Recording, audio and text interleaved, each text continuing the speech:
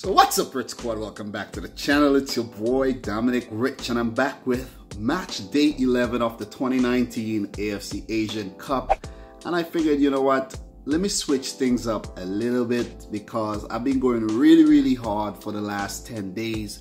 And guys, to be honest, you know, it's really getting to me. So I said, you know what, in order to just continue doing this, let me take a chill day and just, you know, do this in a more laid-back fashion. So here I am, you know, upstairs in the living room, just chilling, and we're gonna talk about the 2019 AFC Asian Cup match day 11 fixtures. Today we saw Australia play Syria and Palestine. They faced Jordan. Yesterday we had the final group matches from Group A. India lost to Bahrain, and the UAE and Thailand played to a 1-1 draw. That saw UAE top in the group with 5 points, Thailand second with 4 points, Bahrain third, 4 points, and India at the bottom, 3 points. I feel really bad for India because I think they deserved to make it to the round of 16, but after that emphatic win in the opening fixture versus Thailand, I think they got themselves in a very unfamiliar position and they did not know how to deal with it. So I think that's just the whole story of what happened to India at this tournament. Their coach, Stephen Constantine, he has now resigned, you know, as the coach of India. And I think a lot of fans wanted him out because they claimed that he did not make the right selections and so on and so forth. But a fresh manager always helps. Maybe someone with a more modern mentality can come in, bring their philosophy, and help this team continue improve. But let's talk about the match day 11 fixtures where we saw the final matches from Group B. Syria lost 2-3 versus Australia, and Palestine and Jordan played. Well, I should say they scrap it out to a 0-0 draw.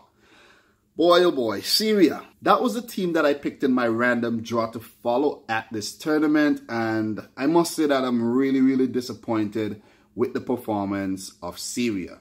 I must say they performed a lot better in this loss versus Australia. Like I predicted, they will lose the game 2-1. They did lose, you know, by a 1-goal margin, but it was a better showing by the Syrian boys today. Much better showing, and I think they deserved at least a draw today. It was just sheer brilliance that took that 1 point away from them, and Syria's hopes of qualifying for the knockout stages are gone. Australia opened the scoring in the 41st minute through their star man, Aware Mabil. And yes, I'm going to say that he's their star man because he has been brilliant this tournament. Seriously, he is a candidate for MVP of the 2019 Asian Cup if Australia makes a deep run though. But he has been brilliant. You know, the Kenyan-born Australian winger has been brilliant. He plays for Midtjylland. And I know a lot of big clubs will have him on his radar because this guy has a lot of talent. You know, the Syrian defense failed to close him down, and he just hit one from, I think it was on the edge of the box or just outside the box.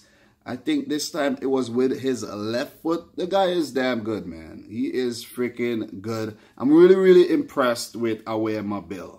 So he opened the scoring for Australia, but Syria equalized very quickly through Omar Kabin in the 43rd minute. It was a good save by Matt Ryan, and Kabin just put in the rebound to equalize for Syria. It was 1-1 at halftime, and all Syria needed to do was keep that scoreline, pick up the 1 point to give themselves a chance to make it to the round of 16. But Chris Economidis scored for Australia to put them ahead in the 54th minute. And yet again, it was another defensive mistake because like the first goal with Mabil, you can't give this guy space. You know, you can't. You have to close down the attackers, you know, stifle them. But you give them space, they're going to punish you.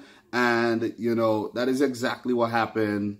Economidis scored. Syria down again. Both teams created a lot of chances. I was really impressed with the chances that Syria created, And when Australia went forward, they looked really, really dangerous, but the Syrian defense dealt with it equally. Syria should have got a penalty to equalize, but it was not given by the referee. It was clear handball, but I guess the referee didn't see it. And I think that VAR should have been used at this tournament. You know, in this day and age, big tournament, you have to use the technology. Syria did get their penalty though when a man was taken down in the box and Omar Al-Soma, that elegant footballer, stepped up to equalize in the 80th minute. But Australia stole the full 3 points in the 3rd minute of extra time when Tom Ruggich scored a screamer from way outside the box when the defenders failed to close him down. See again, you have to close down the attackers.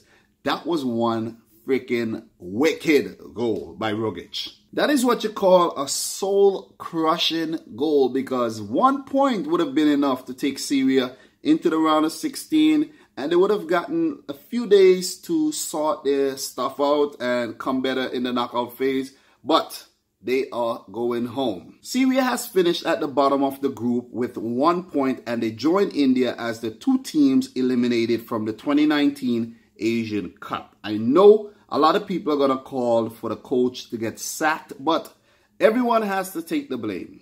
Everyone, especially the defense. In this game, Australia had 14 shots at goal with 8 on target, while Syria matched them with 13 shots at goal with 5 on target. Australia had 60% of the possession compared to Syria's 40, and the Aussies had 436 passes compared to Syria's 286. It was a very closely fought game, and Syria were very, very unlucky to concede that late goal and get knocked out of the tournament. But you got to give the Aussies their props. They went forward, they created their chances, and they were very, very clinical. So the holders Australia finished second in their group with 6 points, while Syria finished last with 1. The fixture between Jordan and Palestine ended in a 0-0 draw, which means that Jordan topped the group with 7 points and Palestine finished third to give themselves a chance to qualify for the round of 16. It was a very, very cagey affair. Both teams created chances, but none of them were able to get the ball in the back of the net. Palestine looked a lot better going forward today. At Venko, I know you must be happy with this draw. 2 points in the group to give yourselves a chance, to make it to the round of 16. It's big.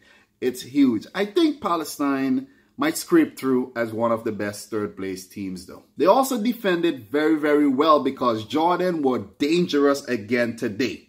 But somehow they couldn't breach the Palestinian defense, who were very, very compact and resolute.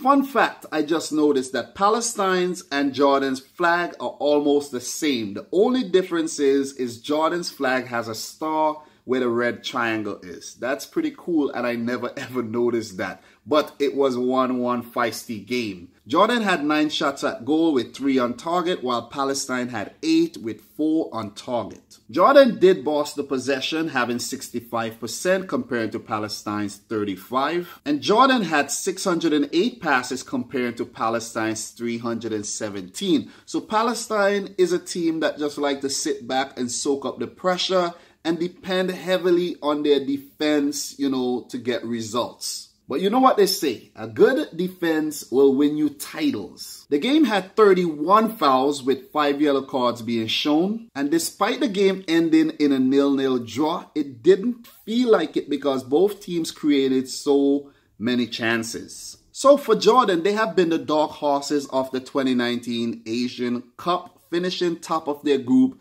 ahead of the holders Australia. Could you believe that? They have been really, really impressive in this tournament, and I'm really looking forward to see who they will draw in the round of 16. For Palestine, it seems like they have improved with every game. They draw their first game versus Syria, lost to Australia but didn't play too badly. But coming into this match versus Jordan, they knew what they needed, and they needed at least a draw, and they achieved it. This game could have went any way, but I bet both teams are happy with the 0-0 result. So at the end of the Group B fixtures, we see Jordan on top the group, 7 points. Australia second, 6 points. Both teams are automatically through to the round of 16. Palestine, who finished third in the group, has to wait on tomorrow's and Thursday's result to see if they make it as one of the best third place teams. But Syria, the team that I'm following in this tournament, they're out. They're out of it. So guys, now for the prediction for tomorrow's games, where we will see 2 fixtures from Group C and 2 from Group D. For the first Group C game, we have China facing South Korea. This one is a big clash. The thing that I like about the final group matches is that we're seeing the 2 best teams in the group playing each other and the 2 bottom place teams playing for that third place spot. It's really set up nicely for a grand finale. So China versus South Korea. Both teams, I think, haven't been impressive, but this clash is going to determine, who has been the best so far at the tournament. I think Heung-min Son, or Son Heung-min, however you want to call his name, I think he will be back for this clash. I'm not sure. You guys said he will be back for the 3rd game. So if Son is involved in this match, South Korea is going to win for sure. I know this, My 6th sense is telling me this, So I'm going to go for a win for South Korea. If Son plays and he plays a full 90, South Korea are going to trash China 3-1. But with Wu Lei in ominous form, it could also go China's way. But I'm going to stick to my prediction and say South Korea win this game 3-1, and they will top the group. China, they will come in 2nd. For the next fixture, Kyrgyzstan versus the Philippines. Well, 2 teams who have been, trying to prove themselves, at this tournament. Philippines lost both games. They haven't played too badly. Kyrgyzstan lost both games. Also did not play too badly. They could have picked up a better result versus China in their first game if it wasn't for some terrible goalkeeping errors. But I think that goalkeeper has now been dropped. So their chances of picking up at least a draw has gone up. But the thing that's most interesting in this group is that a team with 1 point can qualify for the round of 16. That's crazy, right? That shows you how, one-sided the groups are. The 2 best teams are on top 6 points and the worst teams are at the bottom without a point. Someone mentioned that in the comment section, and I think that was really interesting. So Kyrgyzstan versus the Philippines. This one is really hard to predict. The Philippines have showed a lot of heart and a lot of passion, and picking up 3 points will be one of the best moments in their international football history. But I think that Kyrgyzstan has the edge. Somehow they got the edge. So I'm going to go for a Kyrgyzstan win here. The goalkeeper, the young 21-year-old goalkeeper, looks good, and I think Kyrgyzstan are going to win this game 1-0. The Philippines are not so potent going forward. So I'm going to give it to Kyrgyzstan. And with 3 points, they're definitely going to make it to the round of 16. So according to my predictions, after the final Group C games, we will see South Korea topping the group with 9 points. China 2nd, 6 points. Kyrgyzstan 3rd, 3 points. And the Street Dogs of Philippines at the bottom without a point. So for the Group D fixtures, we see Vietnam playing Yemen, and Yemen has been horrendous at this tournament, losing both games to Iran and Iraq by huge margins. Vietnam hasn't been too bad despite losing both their matches as well. So I'm going to go for a win here for Vietnam. They have too much quality in their team to lose to a team like Yemen, who is not very good going forward. Remember, they came into the tournament scoring the least goals, and they are yet to score at the tournament. So I'm going to go for a win for the Golden Dragons of Vietnam, and they will make it to the round of 16 with this win for sure. So for the big clash between Iran and Iraq, wow. This one is big. I have to make sure I watch this game. This one is huge. Iran versus Iraq. Both teams have looked really good. Iran looking more polished. You know, they are the higher ranked team. They have been at the World Cup on multiple occasions, while Iraq has only qualified on 1 occasion. Remember, Iran has not won the Asian Cup since 1976, and we saw Iraq winning it in 2007. Football Pharaoh, fellow YouTuber, always say that Iraq is a very, very good tournament team, and they have shown to be just so. Their forward, Muhammad Ali, looks really, really, really good. I'm telling you, this youngster looks really, really good. Adnan Ali as well, the left back, looks in fine form. It's going to be a mouth-watering contest between Team Melli and, you know, the Lions of Canaan, I think Iraq is called, if I'm not mistaken. I did a video on that. I should know that, but I can't remember right now. But that's a big game. That's a huge, huge game. I'm going to go for a draw with this one, you know. I don't predict a lot of draws, but I think both teams are going to scrap it out to a draw. It's a derby, you know. Both teams share a border. So it's going to be a 1-1-1-1 feisty contest. And since I was just a 1-1-1-1-1, I'm going to go for a 1-1 draw, you know, between Iran and Iraq. So with this 1-1 draw, Iran will top the group on 7 points with a better goal difference. Iraq will come in second, 7 points. Vietnam third, qualifying for the round of 16.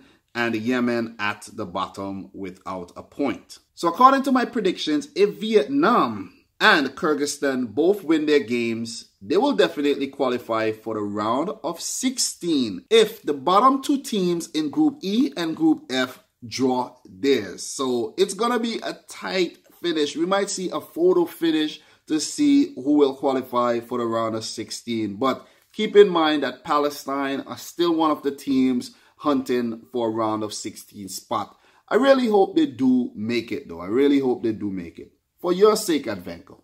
So guys, that's my roundup of the match day 11 fixtures and my predictions for the match day 12. I might get back in the studio tomorrow. I just wanted to take a chill day, you know what I'm saying? Just relax and, you know, just have some more time to myself, not too much in-depth editing, you know. But my team Syria are out after losing to Australia 2-3, and Palestine and Jordan played to a 0-0 draw. Guys, let me know your thoughts on the fixtures in the comment section down below.